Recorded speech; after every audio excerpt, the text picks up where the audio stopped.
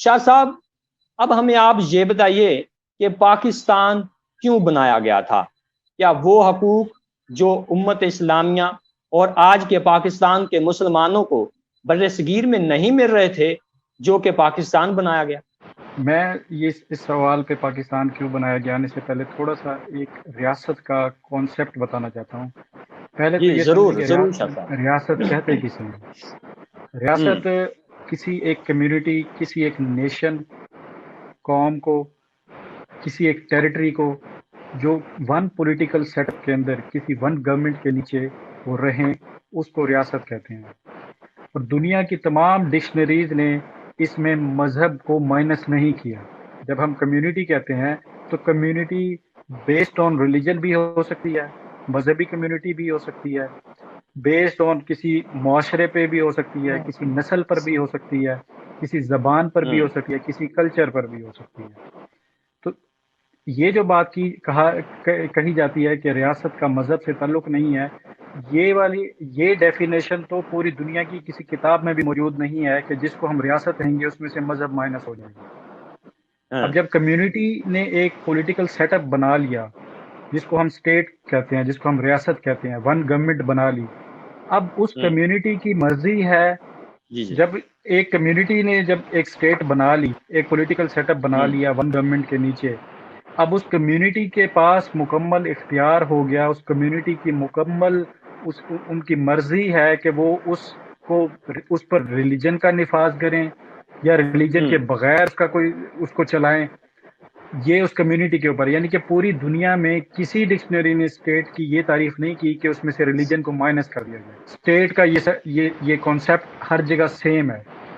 اب بات یہ ہے کہ پاکستان کیوں بنایا گیا. پاکستان ہمیں ایز اے اسٹیٹ بنایا گیا ہے، ہمیں ایز اے ہمارے یعنی کہ جو ذاتی عبادات تھیں یا ذاتی ضروریات تھیں، ہماری روٹی کپڑا مکان، اس کے لیے نہیں بنایا گیا.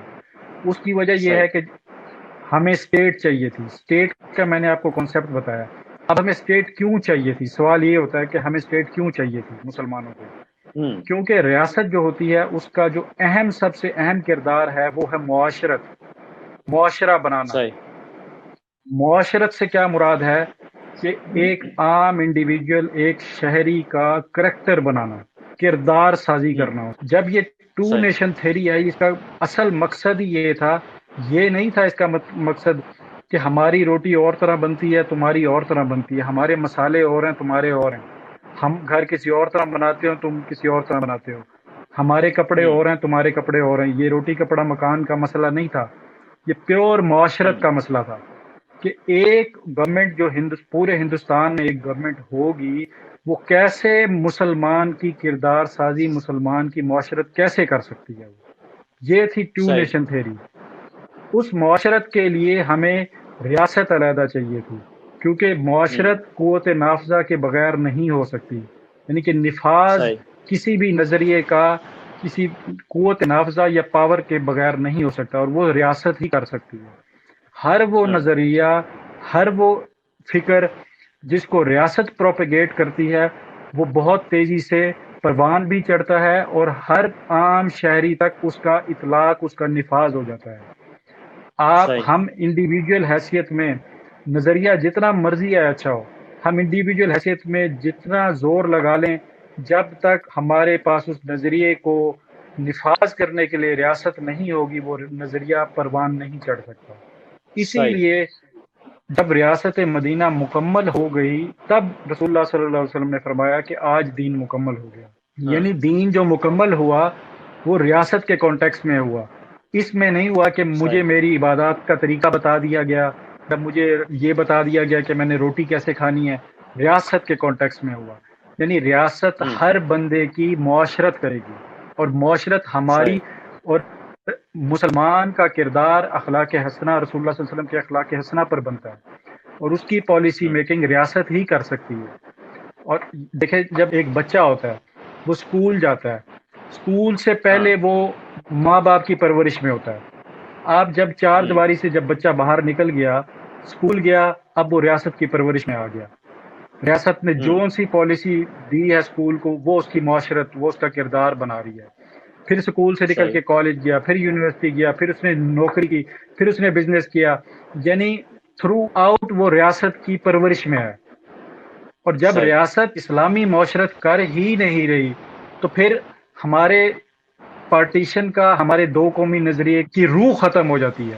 تو قائد اعظم نے جب یہ دیکھا کہ پہلے تو مسلمان حاکم رہے 300 سال تقریباً ہندوستان کے اندر، تو جیسے ہی انگریز یہاں پہ انتخابی سیاست لے کے آیا، یعنی کہ جب گنتی والی سیاست لے کے آیا، عددی برتری کی چیز لے کے آیا، تو تب ٹو نیشن تھیوری نے جنم لیا. کہ کیونکہ اگر انگریز یہ فلسفہ نہ لاتا یہ والی، تو مسلمان دوبارہ جہاد کے ذریعے ہندوستان پہ حاکم بن جاتے اور مسلمان کبھی بھی ہندوستان میں محکوم نہیں رہے. تو جب یہ انگریز لے کے آیا تو ہماری حاکمیت کا چانس مکمل ختم ہو گیا تھا، کیونکہ ہم کبھی بھی ہندوؤں کو یا دوسرے مذاہب جو ہندوستان کے اندر تھے ان کو عددی برتری میں کبھی بھی بیٹ نہیں کر سکتے تھے. تو ہم کبھی حکومت نہ بنا پاتے. جب ہم حکومت نہ بنا پاتے تو ہم اپنی اسلامی معاشرہ نہ بنا پاتے، ہماری معاشرت نہیں ہونی تھی.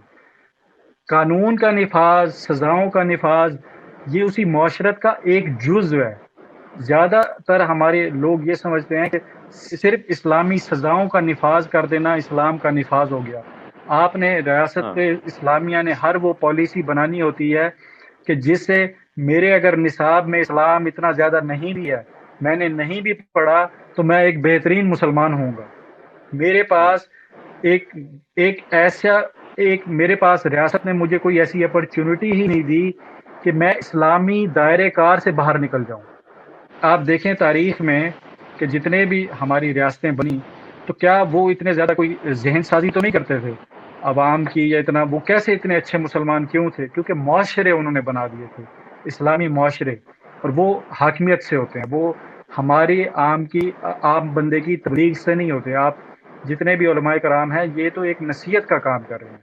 اصل کام تو ریاست کرتی ہے پالیسی بنا کر، اور پالیسی وہ پیورلی اسلامی بنائے گی، ہر چیز کو دیکھے گی. ایٹ دی اینڈ ایک شہری کا کریکٹر بلڈ ہوتا